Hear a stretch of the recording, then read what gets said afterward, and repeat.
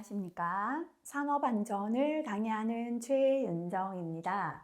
자, 이번 시간은 제5장 화재 예방 및 수화에 대하여 공부하도록 하겠습니다. 첫 번째 연소의 정의. 흔히 우리가 연소라고 하면은 이제 물질이 타는 것을 뜻하잖아요.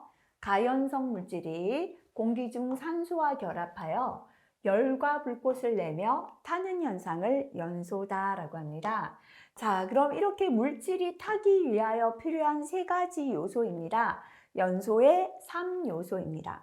첫 번째는 탈 수 있는 물질, 가연물이 있어야 되죠. 두 번째는 자체적인 열이 높거나 또는 점화원, 불씨를 만나야 됩니다.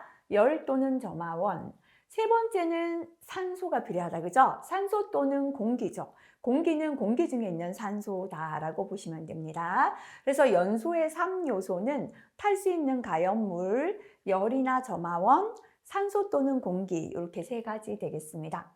자, 근데 이제 연소의 3요소 말고요. 폭발이 성립하기 위한 조건을 볼게요.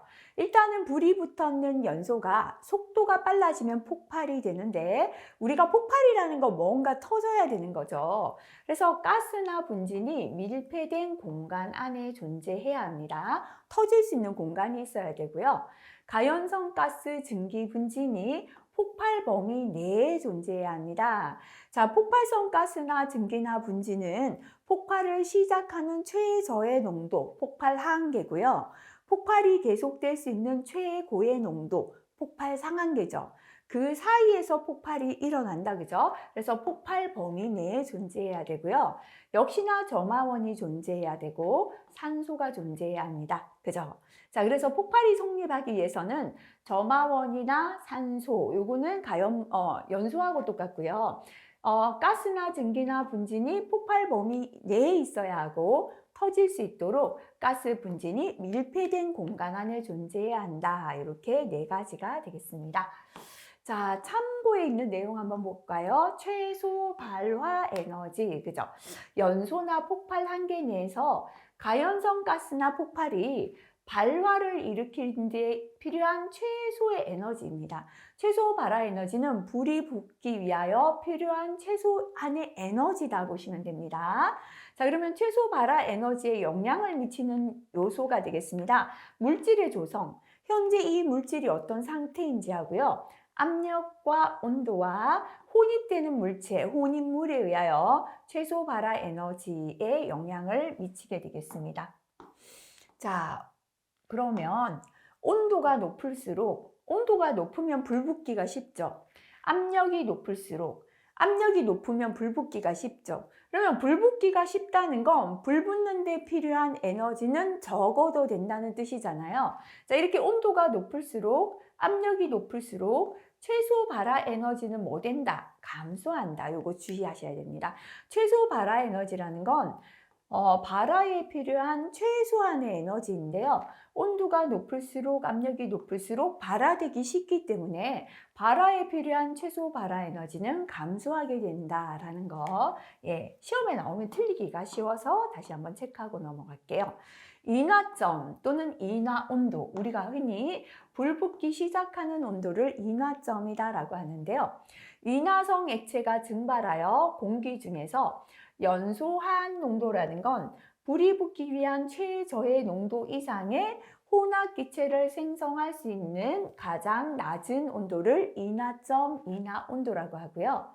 자, 가연성 액체의 액면 가까이에서 인화하는 데 충분한 농도의 증기를 발산하는 최저 온도, 인화하는 데 충분한 농도의 증기를 발산하는 최저의 온도고요. 공기 중에서 그 액체의 표면 부근에서 불꽃의 전파가 일어나기에 충분한 농도의 증기를 발생시키는 최저 온도. 이렇게 시험에 세 가지 표현인데 같은 뜻입니다. 그죠?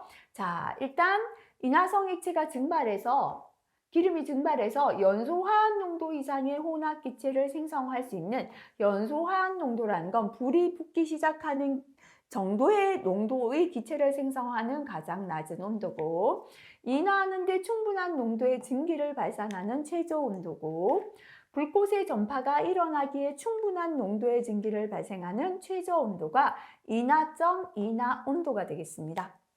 자, 인하점이 있고요. 발화점, 발화온도가 있는데 흔히 우리가 인하점이라는 건 점화원과 만나서 불붙기 시작하는 온도를 뜻하고요. 발화점 또는 착화점이라고도 합니다. 착화 온도는 점화원 없이 자체적인 열에 의해 불이 붙기 시작하는 온도를 뜻해요. 그래서 발화점, 발화온도는 착화원 없이 가연성 물질을 대기 중에서 가열함으로써 스스로 연소나 폭발을 일으키는 최저 온도, 그죠? 착화원 없이 연소할 수 있는 최저 온도라고 하면 발화점, 발화온도가 됩니다.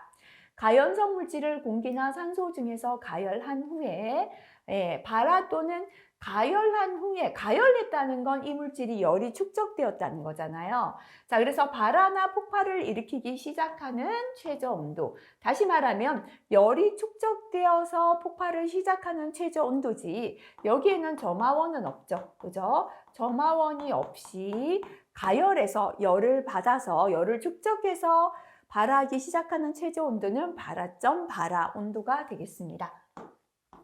자, 그 다음에 연소점은 점화원의 존재하에서 점화원이 있고요. 불씨가 있고 지속적인 연소를 일으키는 최저 온도. 계속해서 한 번 불이 붙는 게 아니고요.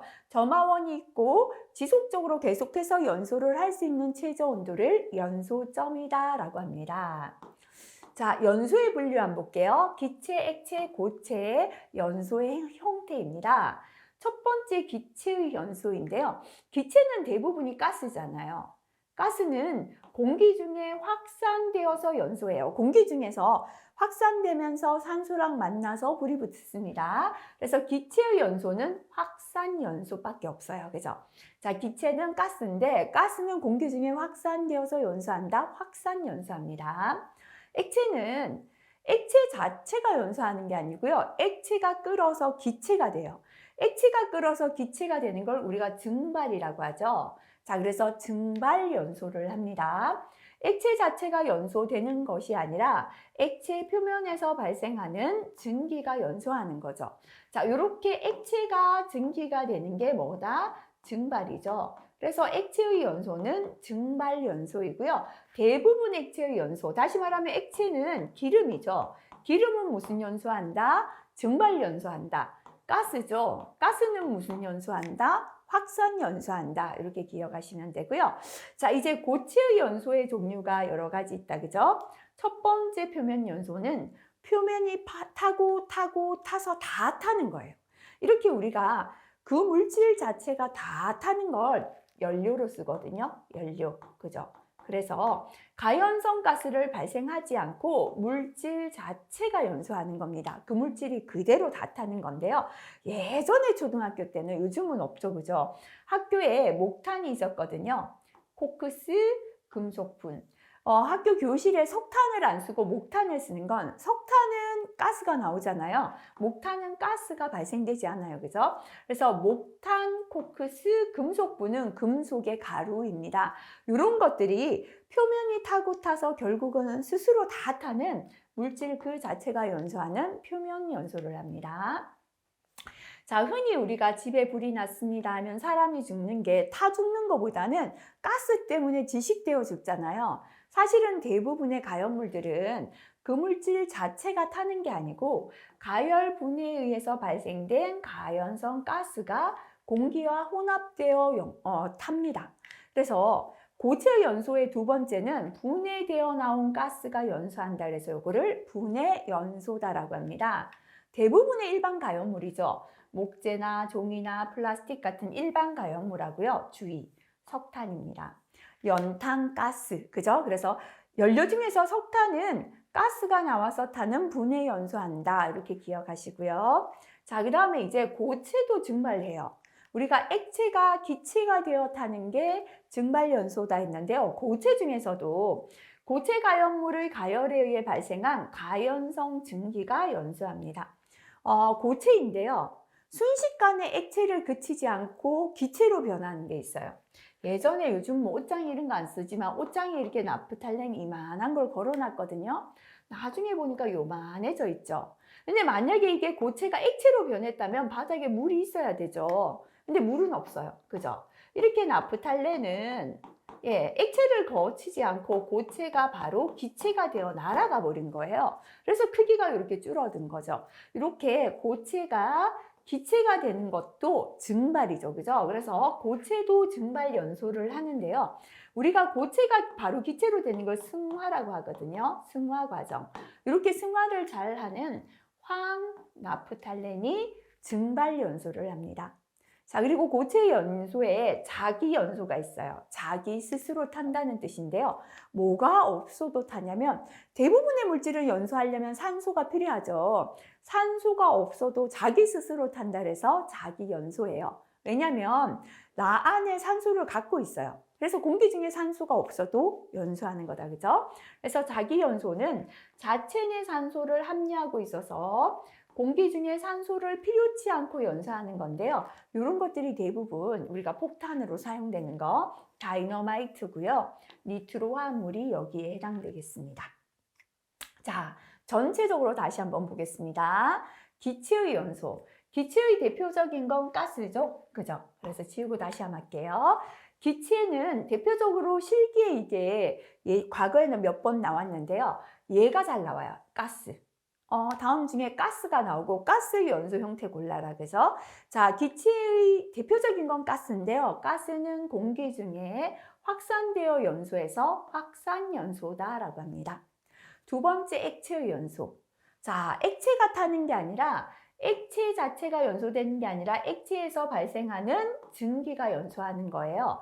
액체가 이렇게 증기가 되는 게 증발이죠. 그래서 액체는 증발 연소하는데요. 대부분 액체는 뭐죠? 기름류. 그죠? 그래서 얘에 기름이 나오면 요거는 증발 연소한다 보시면 됩니다. 자, 이제 고체의 연소에서 표면 연소죠. 그 물질 표면이 타서 결국 다 탑니다. 그죠? 물질 자체가 연소하고요. 가연성 가스를 발생하지 않습니다. 가스 없이 자체가 타기 때문에 연료로 썼다 그랬죠. 그죠? 목탄, 코크스, 금속분, 금속의 가루가 표면 연소를 합니다. 자, 그 다음에 대부분의 가연물은 분해 연소한다 했죠. 우리 집이 불나면 사람은 대부분 타 죽는 것보다는 가스에 질식되어 죽는다 했잖아요. 자, 분해되어 나온 가연성 가스가 연소합니다. 자, 이렇게 분해되어 나온 가스가 탄다 그래서 분해 연소가 되겠습니다. 대부분의 일반 가연물이라 그랬죠. 목재나 종이나 플라스틱 같은 일반 가연물하고요. 석탄은 연탄가스 기억하라 그랬죠. 석탄은 분해 연소에 해당합니다. 고체지만 액체를 거치지 않고 고체가 바로 기체가 되는 증발하는 게 있다 그랬다. 그죠? 고체 가연물의 가열에 의해 발생한 가연성 증기가 연소하는 건데요. 이렇게 고체가 증기로 잘 되는 게 황나프탈렌, 이 두 가지는 증발 연소를 합니다. 자체 내에 산소가 있어서 산소 없이 탄다 그랬죠. 자기 연소입니다. 자체 내 산소를 함유하고 있어서 공기 중에 산소를 필요치 않고 연소하는데요. 니트로 화합물하고 다이너마이트가 여기에 해당되겠습니다. 자, 그래서 요거는 얘까지 좀 기억해 주시면 좋겠습니다. 두 번째 자연발화죠. 자연발화는 점화원 없이 자체의 열에 의해서 발화하는 현상입니다. 앞에서 우리가 연소, 불이 붙기 위한 세 가지 조건이 있었죠. 열 또는 반드시 점화원이 필요했어요. 그죠? 점화원이라는 건 불씨잖아요. 자, 이렇게 불씨를 만나서 불 붙는 게 있는가 하면 불씨 없이도 자체적인 열에 의하여 발화하는데요. 요거를 자연발화다라고 합니다. 자, 그러면 자연발화를 일으키는 열의 종류 한번 볼게요. 자체적인 열이 쌓여서 자연발화한다 했는데 어떤 열이 있는가 하면 산화열, 산소랑 화합해서 내는 열이 되겠습니다. 석탄, 원명, 건성류 등이 되고요. 분해열, 스스로 분해하면서 내는 열이죠. 셀룰로이드, 니트로셀룰로스가 해당됩니다. 흡착열이다, 그죠? 열을 뺏어오는 게 되겠죠. 활성탄, 목탄이 해당되고요. 미생물에 의한 발열, 미생물이 번식하면서 열을 내는 건데요. 퇴비나 먼지가 해당되겠습니다. 자, 그럼 요거는 이제 좀 시험에 잘 나옵니다. 자연발화가 되기 쉬운 조건. 자연발화는 좀 전에 점화원 없이 자체 열에 의하여 불이 붙는 것이다 라고 했죠. 첫 번째는 요거부터 할게요. 발열량이 클 것. 불이 붙었을 때 열량이 커야죠. 발열을 많이 해야 열이 축적이 되겠죠. 그죠? 자, 이제 열이 많이 발생되었습니다. 두 번째는 요거. 열 전도율이 적을 것. 열을 주변에 뺏기지 않고 간직하고 있어야 됩니다. 발열량이 크지만 열 전도율이 크다는 건 주변의 열을 다 뺏겨버린다는 거죠. 발열량이 크고 열 전도율이 작고, 세 번째는 주위 온도가 높을 것. 그래야 주변에서 열을 흡착하겠죠. 그죠? 흡착열. 요거는 흡착열이 높아질 수가 있겠죠. 그 다음에 네 번째는 표면적이 넓을 것. 표면적이 넓으면 산소랑 화합하는 면적이 넓어지니까요. 요거는 산화열이 쌓일 수 있겠죠. 그죠? 표면적이 넓어야 됩니다. 그 다음에 다섯 번째는 수분이 적당량 존재할 것. 수분이 존재해야 미생물에 의한 발열, 그죠? 미생물이 번식하면서 열을 낼 수 있습니다. 자, 이렇게 자연 발화가 잘 되기 위한 조건은 발열량이 크고 열 전도율은 작아야 되고 주위 온도가 높아서 열을 뺏어 와야 되고 흡착열, 표면적이 넓어서 산소랑 만나는 산화열이 생겨야 되고 수분이 적당량 존재해야 미생물에 의한 발열이 생길 수 있다 했습니다. 자, 다섯 번째, 자연 발화에 영향을 미치는 요인 비슷하죠, 그죠? 자, 첫 번째 열의 축적, 발열량이 많아서 열을 축적해야 되고요. 열 전도율은 낮아야 합니다. 공기의 유동, 그죠? 공기가 유동하면서 이제 열을 뺏기면 안 되니까 이런 것도 영향을 미칠 수 있고요. 발열량, 수분, 그죠? 이런 게 영향을 미치게 되겠습니다. 자, 그렇다면 이번에는 자연 발화를 방지하는 방법. 열이 축적되어서 불이 붙는 자연 발화를 방지하기 위해서는 저장소의 온도를 낮춰야겠죠. 산소와 접촉은 피하는 게 좋고요. 통풍과 환기를 해서 열이 축적되지 않고 열을 주변으로 그죠? 분산할 수 있도록 통풍, 환기를 하고 습도가 높은 곳에는 저장하지 않는 게 좋겠죠. 미생물에 의한 발열이 생길 수 있다. 그죠? 자, 그 다음에 혼합 위험이 되겠습니다. 혼합 위험의 특징인데요. 첫 번째, 가압하에서 압력을 가하면 발화지연이 짧다. 발화지연이 무엇인가 볼게요. 발화지연은 발화, 불이 붙는데 이르는 반응이 시작되고 실제 화염이 생길 때까지 유도하는 기간, 불이 붙어서 불꽃이 생길 때까지 기간인데요. 발화지연이 짧다는 건 다시 말하면 불 붙기가 쉽다 어렵다. 연필로 불 붙기가 쉽다라는 뜻이다. 이렇게 적어 놓는 것도 좋을 것 같아요. 가압하에서 압력을 가하면 불 붙기가 쉽다. 발화지연이 짧다. 맞죠? 그죠? 주위 온도보다 발화 온도가 낮아지면 불 붙기 시작하는 온도가 낮아요. 그러면 불 붙기가 쉽죠? 발화지연이 짧다. 주위 온도보다 발화 온도가 낮다는 말은요. 주위 온도가 현재 20도씨예요. 20도씨인데 A라는 물질은 도시인데 A라는 물질의 발화 온도, A의 발화 온도는 10도예요. 다시 말하면 A는 10도씨부터 불 붙기 시작하는 거예요. 주위 온도보다 발화 온도가 낮으니까 불 붙기 쉽죠. 발화지연이 짧아집니다. 혼합물인 경우가 단독물의 혼합보다 발화지연이 짧아요. 단독물을 섞어 놓은 것보다 혼합물 자체가 불 붙기가 더 쉽고 햇빛이나 기타 빛으로 광분해 반응이 수반될 수도 있다. 빛에 의한 분해 반응이 생길 수도 있다라는 겁니다. 자, 그 다음에 연소 범위, 폭발 범위인데요. 폭발 한계, 폭발 범위, 연소 범위 같은 뜻입니다. 가연성 물질이 공기와 혼합하여 산소를 만나서 일정 농도 범위 내에서 폭발이 일어날 수 있는 범위를 말합니다. 그죠? 자, 그러면 폭발 한계다라는 건 폭발이 시작될 수 있는 최저의 용량비입니다. 자, 지금 여기 가스가 있는데요. 이 가스를 10%까지 넣으니까 폭발하지 않아요. 15%까지 농도를 높여도 폭발하지 않아요. 가스 농도를 20%로 높이니까 폭발을 이제 하기 시작하는 거예요. 그러면 폭발하기 시작하는 최저의 농도비, 이 가스의 폭발 한계 몇 %다? 20% 또는 부피에 대한 퍼센트니까요. 20 볼륨 퍼센트가 폭발 한계가 되겠죠. 폭발이 시작되는 최저의 용량비이고요. 가연성 물질의 용량이 폭발 한계보다 이 가연성 물질의 용량이 폭발 한계보다 낮으면 20보다 낮은 데서는 폭발은 일어나지 않아요. 그죠? 여기서는 폭발하지 않는다는 거죠. 자, 그래서요, 이 가스의 비율을 계속 높여봤거든요. 30, 40, 50, 60, 70까지는 계속 폭발하는데요. 가스 농도가 80%가 되니까 폭발이 멈추는 거예요. 그죠? 그래서 다시 말하면 79까지 계속해서 폭발을 할 수 있죠. 예, 이 폭발할 수 있는 최고 높은 용량비. 그죠? 80 이하까지는 했고 80이 넘어서니까 안 돼요. 그러면 계속해서 폭발할 수 있는 가장 높은 농도는 80%다. 그죠? 이게 뭐냐면 폭발 상한계가 되는 거예요. 폭발이 계속되는 최고의 용량비입니다.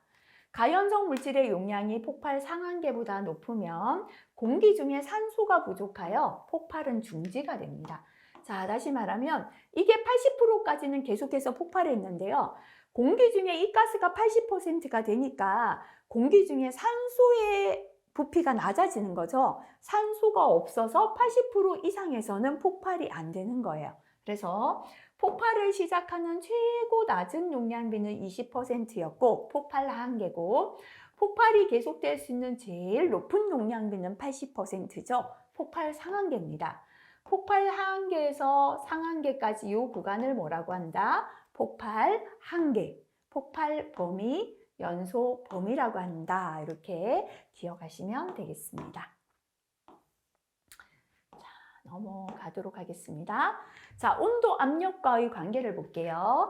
압력을 상승시키면 요거, 그죠? 하한계는 잘 변하지 않아요. 자, 압력을 상승시킨다는 말은 폭발하기 쉽죠? 에너지가 들어가니까요. 상한계는 더 상승합니다. 다시 말하면 지금 하한계는 여기 있었는데요. 상한계가 여기였거든요. 압력을 상승시킨다는 건 위험해지는 거잖아요. 하한계는 그대로 있지만 상한계가 이만큼 올라가 버리는 거예요. 압력을 상승시키니까 하한계는 불변인데 상한계 상승합니다. 그죠? 그래서 원래 폭발 범위가 요만큼이었는데요. 압력을 상승시켰더니 상한계가 올라가서 폭발 범위가 넓어졌죠. 그래서 압력이 올라가니까 위험해지는 거죠. 그죠? 자, 이번에는 온도를 상승시켜 보겠습니다. 하한계는 더 내려가요. 여기 있던 하한계가 이만큼 내려갑니다. 그리고 상한계는 상승합니다. 여기 있던 상한계가 이만큼 올라가요. 그죠? 그래서 원래는요, 폭발 범위가 요만큼이었는데 하한계는 더 내려가고 상한계는 더 올라가니까 이만큼 폭발 범위가 넓어진 거예요. 그래서 온도를 상승시키면 하한계는 내려가야지 위험하죠. 하한계는 약간 하강하고 상한계는 올라가야 위험하죠. 상한계는 상승한다. 그죠? 요거 기억하시고요. 자, 그래서 폭발 하한계는 어떠할수록 낮을수록, 그러니까 이 가스 비중이 낮은데도 폭발을 시작하니까 위험한 거죠. 폭발 상한계는 풀수록, 다시 말하면 산소가 많지 않은데도 계속해서 폭발할 수 있다는 거잖아요. 폭발 하한계가 낮을수록 상한계가 높을수록 폭발하는 범위가 넓어지죠. 그래서 어떠하다? 위험하다. 요거는 조금 이해하시면 되겠습니다. 자, 그 다음에 이제 제가 앞에서 우리 르 샤틀리에 공식 폭발 범위 하한계 상한계 계산하고요. 완전 연소 조성 농도, 그 다음에 최소 산소 농도 MOC 농도 하면서 계산 공식 하나가 남았습니다. 근데 여기 있습니다. 그죠? 실기까지 나옵니다. 위험도의 계산인데요. 아예 빨간 걸로 적을게요. 단위가 없습니다. 무차원 단위 없습니다. 자, 위험도 H는 U1인데요. 폭발 하한계. 아예 기억하실 때 폭발 하한계분의 하한계죠. 그죠? 하한계분의 U2다. 그죠? 폭발 상한계 마이너스 폭발 하한계. 이렇게 기억하시면 돼요. 왜 단위가 없는가 하면요. 폭발 하한계 단위가 볼륨 퍼센트죠. 상한계도 볼륨 퍼센트, 하한계도 볼륨 퍼센트니까 두 개를 빼도 단위는 볼륨 퍼센트가 되죠. 아래 위로 단위가 동일해서 약분되고 단위 없습니다. 위험도니까요. 마치 몇 퍼센트 붙을 것 같죠? 이거 붙이면 틀립니다. 그래서 실기에서 주의하시면 되겠습니다. 자, 예제 하나 풀어보겠습니다. 공기 중에서 수소의 폭발 하한계가 4고요. 상한계가 75라면 수소의 위험도는 얼마인가? 그죠? 위험도는 폭발 하한계분의 폭발 상한계 마이너스 폭발 하한계다라고 했죠. 그죠? 하한계가 4.0이죠. 4.0분의 상한계 75 마이너스 4.0 요거 계산하시면 되겠습니다. 계산하면 17.759 단위는 없습니다. 자, 9번은 앞에서 배웠었다, 그죠? 완전 연소 조성 농도, 화학 양론 농도, 이론 산소 농도 똑같다 그랬습니다. 발열량이 최대이며 폭발 파괴력이 가장 강한 농도를 완전 연소 조성 농도, 화학 양론 농도, 이론 산소 농도라고 합니다. 공식 한번 기억해 볼게요. CST는 했다, 그죠? 1 플러스 4.773 곱하기 뭐 분의 그랬습니까? 수소 분의, 그죠? 수소 플러스 4분의, 자, 탄소였죠, 그죠? 제가 잘못 적었죠? 1 플러스 4.773 곱하기 하시고요. 뭐였습니까? 탄소죠. 탄소 플러스 4분의 수소다 그랬죠? 분의 100. 이렇게 기억하시는 게 쉽다 그랬죠, 그죠? 그래서 1 플러스 4.773 곱하기 요 N은 탄소입니다. 탄소 플러스 4분의 M은 수소죠. 뒤에 거 없다 그랬죠, 그죠? 분의 100으로 기억하시고요. 자, 단위는 볼륨 퍼센트가 되겠습니다. 자, 프로판 나왔네요, 그죠? 프로판 이제 분자식은요, 우리 만들어 볼게요. 매에 프로니까 탄소 3개. 수소는요, 탄소 개수에 곱하기 2 하면 3이 6이죠. 2개 더하면 8개. 이게 바로 프로판이었다, 그죠? 연소할 때 화학 양론 농도를 계산하라. 양론 농도, 완전 연소 조성 농도, CST는요, 1 플러스 4.773 곱하기 탄소 그랬죠. 3이잖아요, 그죠? 3 플러스 4분의 수소 그랬죠. 8이죠. 분의 100을 계산하시면 되겠습니다. 계산하면 4.02 볼륨 퍼센트가 답이 되겠습니다. 자, 그 다음에 두 번째 이제 앞에서 연소, 불이 나는 걸 배웠죠. 그 다음에 이제 소화, 불을 끄는 방법이 되겠습니다. 자, 첫 번째 제거 소화는 우리가 탈 수 있는 가연물을 제거하는 소화가 되겠습니다. 자, 제거 소화의 예를 한번 볼게요.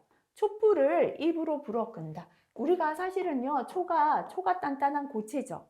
이 초가 불이 붙어 있는데요. 초가 타는 것 같지만 사실은 초가 여기 촛농 액체가 되고 미세한 증기가 이 주변에서 타고 있는 거예요. 증기가 타요. 근데 입으로 후 부니까 이 증기가 다 날아가서 없어지죠. 그래서 결국은 탈 수 있는 초의 증기를 없애버리는 거기 때문에 촛불을 입으로 끄는 거 가연물 제거에 의한 제거 소화가 됩니다. 자, 그리고 산불이 날 때요. 진행 방향의 나무를 제거하죠. 탈 수 있는 나무를 제거하는 거 제거 소화 되겠습니다. 가스 화재나 전기 화재 시에는 우리가 밸브를 차단기를 닫죠. 그래서 가스 공급이나 전기 공급을 차단하잖아요. 요것도 제거 소화가 되겠다. 그죠? 자, 그래서 제거 소화는 가연물을 제거하는 것이고 얘는 촛불을 입으로 불어 끄거나 산불이 진행되는 쪽에 나무를 제거하거나 가스 화재나 전기 화재에서 밸브나 차단기를 닫는 게 해당되겠습니다. 자, 그 다음에 이제 두 번째 질식 소화는 우리가 사람이 숨 못 쉬는 질식은 산소가 부족할 때잖아요. 가연물이 연소할 때 공기 중에 산소 농도를 21%에서 15% 이하로 산소 농도를 낮추어 소화하는 걸 질식 소화다라고 합니다. 질식 소화의 대표적인 건 미세한 분말 가루를 이용해서 산소 면을 차단하는 분말 소화기. 포소화기는 예전에는 포말 이렇게 나왔는데요. 요즘은 포소화기로 씁니다. 기포죠, 그죠? 기포를 가지고 산소 표면을 덮어버리는 게 포소화기. 그 다음에 이산화탄소 소화기 또는 CO2 소화기는 탄산가스 소화기다 라고도 나오죠, 그죠? 소화기라고도 합니다. 요거는 질식소화다라고도 하지만 또 무슨 소화라고 했죠? 희석소화다라고도 합니다. 예, 이산화탄소가스와 산소가스를 섞어서 산소를 희석한다. 이렇게 볼 때는 희석소화가 되고요. 물 자체는 냉각소화예요. 물 자체는. 그런데 물을 미세하게 분무하죠. 물을 분무할 때 이건 뭐가 된다? 예, 분말 소화 효과가 됩니다. 그래서 이거 주의하시고요. 물의 분무는 분말 소화고 물을 한 바가지 갖다 붓는 건 냉각 소화에 해당되겠습니다. 자, 이렇게 질식 소화는 공기 중에 산소 농도를 낮춰 소화하는 것이고요. 분말 소화기, 포 소화기, 이산화탄소 소화기, 물의 분무 등이 예가 되겠습니다. 자, 이제 세 번째는 냉각 소화죠. 냉각한다는 건 온도를 떨어뜨리는 거죠. 가연물의 온도를 떨어뜨려서 소화하는 방법이 되겠습니다. 또는 물의 증발 잠열, 그죠? 물이 수증기가 되어 증발할 때 주변에 있는 열을 가지고 올라가 버려요. 그래서 주변의 온도가 내려가서 불을 끄게 됩니다. 그래서 이게 바로 물을 뿌리는 게 대표적인 냉각 소화에 해당됩니다. 얘는요, 물이 나오는 산알칼리 소화기. 소화기 안에 산과 알칼리가 있는데요.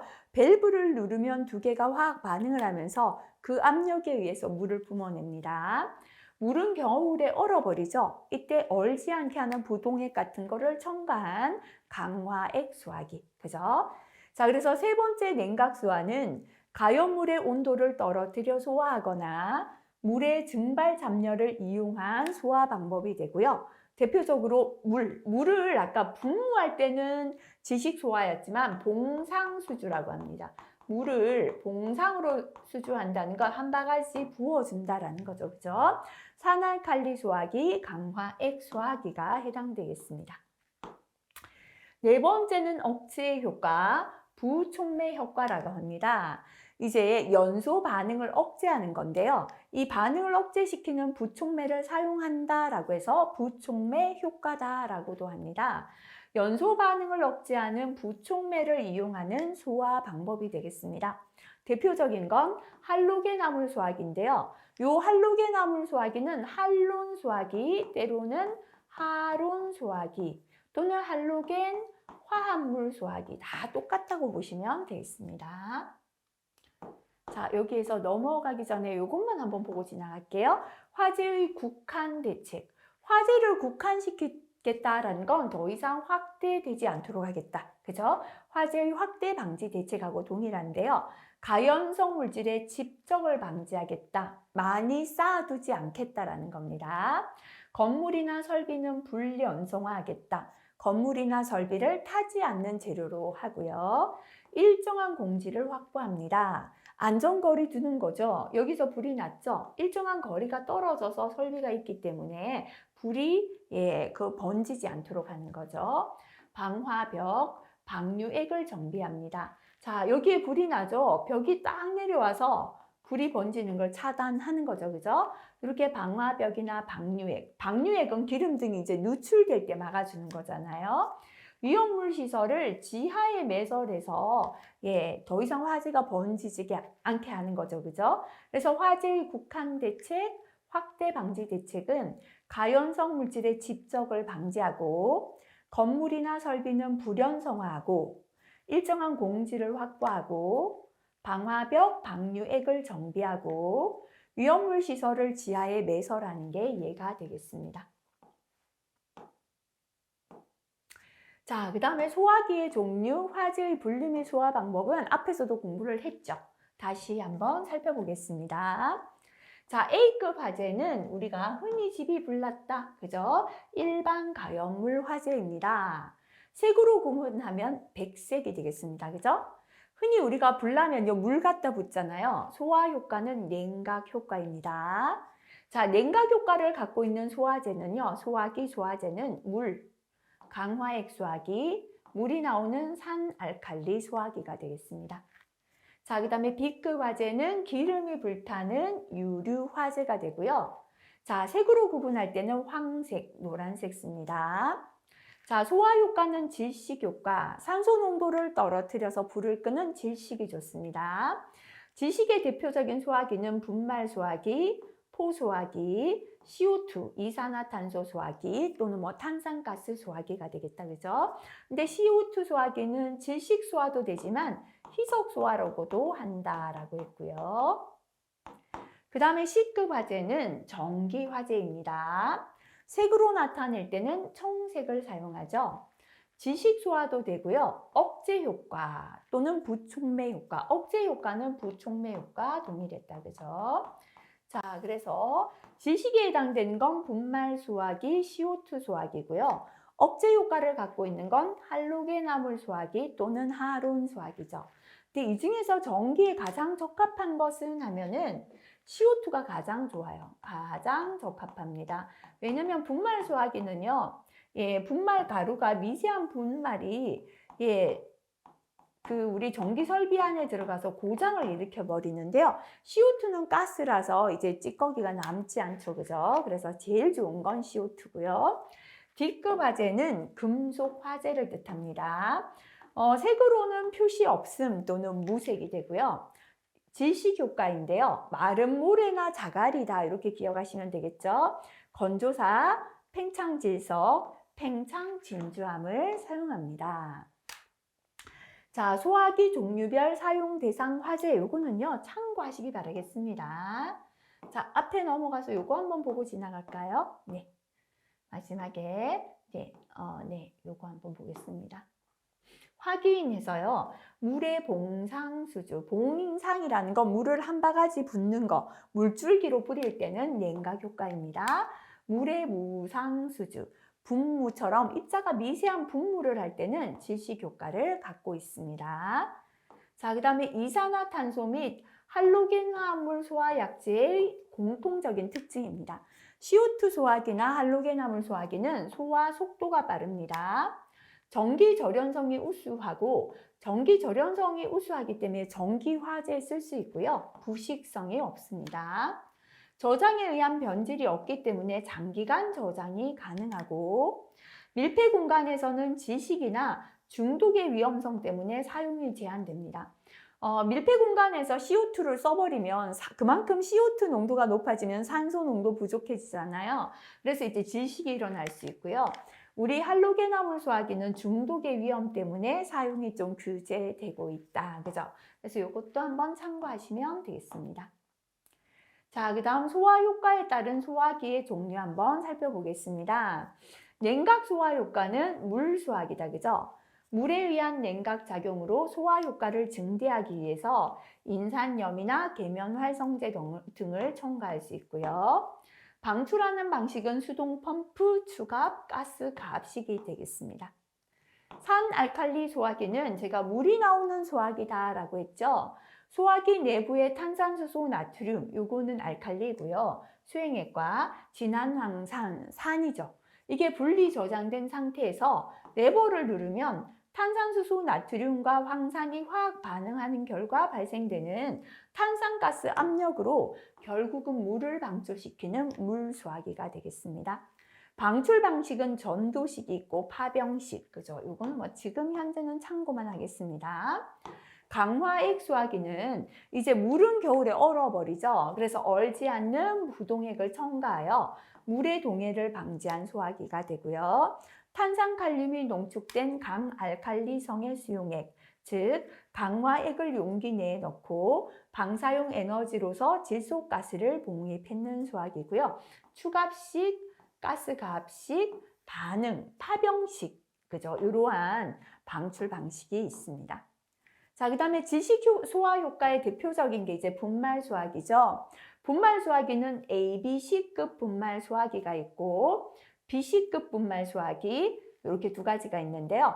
A, B, C급 분말 소화기는 일반 화재, 유류 화재, 전기 화재, 일반, 유류, 전기, 그죠? 적합한데요. 제1인산 암모늄을 충전해 놨습니다. BC급은 이제 유류하고 전기죠. 그죠? 유류와 전기 화재에 적합한 중탄산소다, 중탄산 칼륨이 충전되어 있습니다. 방출 방식은 추갑식, 가스가압식이 있습니다. 자, 그 다음에 이산화탄소 소화기, CO2 소화기 또는 탄산가스 소화기 똑같다 그랬죠? 이산화탄소 소화기 흔들어 보면 출렁하거든요. 액화. 액체로 만들어서 용기 안에 철제 용기에 넣어 놨습니다. 근데 요거는 피부에 닿으면 동상이 우려되고 무창층, 지하층 이렇게 밀폐되었을 때는 질식의 우려가 있으므로 사용을 안 하는 게 좋겠죠. 자, 그 다음에 포소화기는 기포다라고 했죠. 화학포, 탄산수소, 나트륨, 황산, 알루미늄 같은 소화기와 기계포, 수성막포, 계면, 활성포 같은 소화기가 있고 거품이 연소면을 덮어서 지식과 냉각에 의해 소화를 한다. 그죠? 밀폐 공간에서 화재 진압 시 지식 등의 우려가 있는 소화기의 문제점을 제거하여 요거는 지하실에도 사용할 수 있어요. 우리가 지식 효과가 있는 아까 CO2 소화기나 할로겐화물 소화기는 지하에서는 사람이 질식될 수 있기 때문에 못 쓰죠. 하지만 포소화기는 지하실에도 사용할 수 있는 게 장점 되겠습니다. 할로겐화물 소화기는 가격이 비싸고 공기 중에 오존층을 파괴하는 물질로 현재는 사용이 규제되어서 생산량 크게 줄었습니다. 할로겐화물을 소화기 본체 내부에 충전하여 화재 발생 시 외부로 방출해서 화재를 소화하고요. 자, 할로겐화물 소화 약제를 묻는 게 시험에 한 번씩 출제가 됩니다. 할로겐화물 소화기는요, 하론 1301, 1211, 2402, 1011, 1040이 있어요. 다시 순서대로 적어볼게요. 하론 1011, 그 다음에 1040, 1211, 1301, 2402가 있다. 그죠? 1011, 1040, 1211인데 잘못 적었죠. 그죠? 1211, 그 다음에 1301, 2402가 있다 보시고요. 화학식을 한번 볼게요. 자, 화학식을 적을 때는 자, C, F, Cl, 염소죠. 그죠? Cl, Br. 요걸 순서대로 적어볼게요. CF, Cl, Br. CF에 Cl, Br. CF에 Cl, Br. 반복하는 건 암기하시라는 뜻입니다. 그 다음에 1011이죠. 1011. 공은 없는 거예요. 그래서 10하론 1011이 주의해야 됩니다. 이것만 주의. CClBr이 아니라 CH2ClBr. 이것만 H2가 들어갔습니다. 나머지 1040이죠. 1040. 공은 없는 거예요. 그죠? CCl4. 그죠? CCl4를요, 뒤에서부터 앞으로 읽으면 사염소죠. 탄소죠. 사염화탄소 소화기. 그래서 하론 1040을 사염화탄소 소화기라고 합니다. 자, 그 다음에 1211 하면 CF2의 ClBr. 그죠? 하론 1211은 CF2ClBr인데요. 요거는 무색, 색이 없고 무치, 냄새가 없고요. 정기적으로 부전도성인 기체이다. 이렇게 과거 필기 기출에 나왔습니다. 자, 그 다음에 2402는 2402, CL이 없는 거예요. C2에 F4에 Br2죠. 그죠? C2F4 Br2가 2402가 되고요. 자, 1301 빠졌네요. CF, CL, 1301만 해볼게요.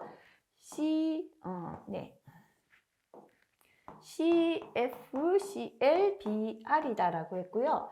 1301이니까 CL이 없다. 그죠? CF3BR이죠. 그래서 CF3BR이 1301이 됩니다. 요거 좀 명칭과 화학식 요거 좀 기억하시면 좋겠습니다. 자, 사염화탄소 소화기 아까 CTC도 되고 CCl4다. 그죠? CL4.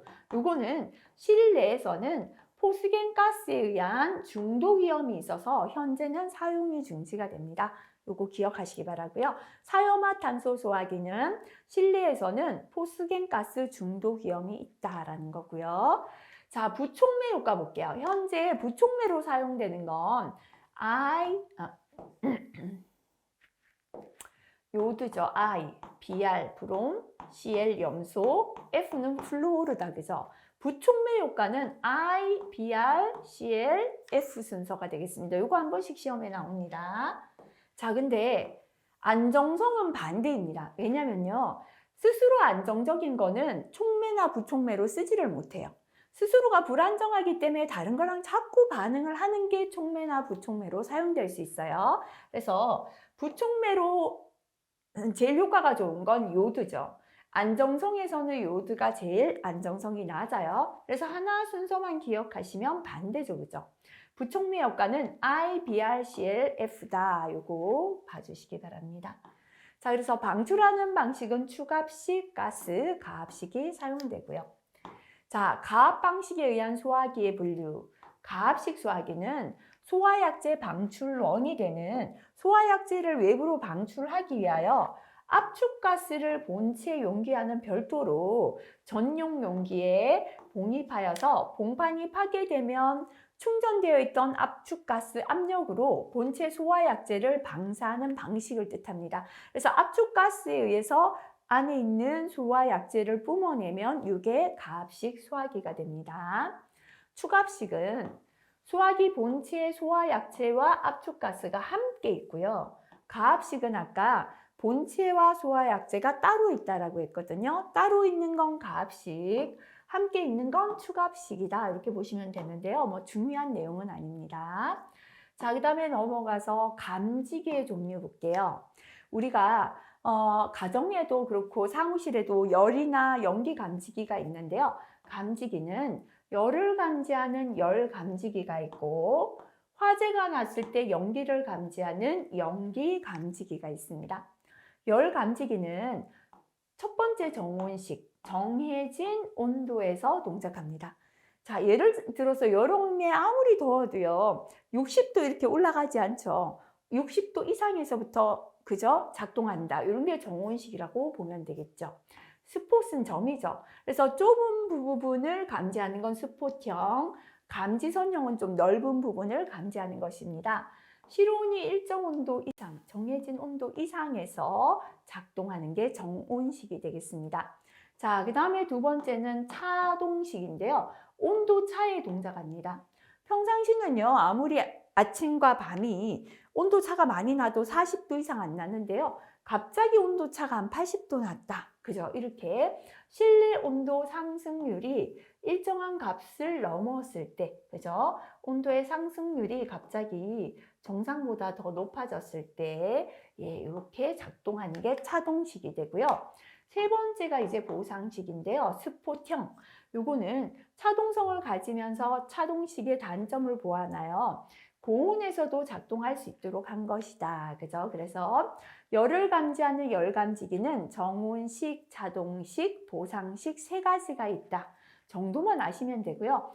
뭐 어떤 거다는 크게 중요하지 않습니다. 연기 감지기는 예를 들어서 원래 여기 통하네요.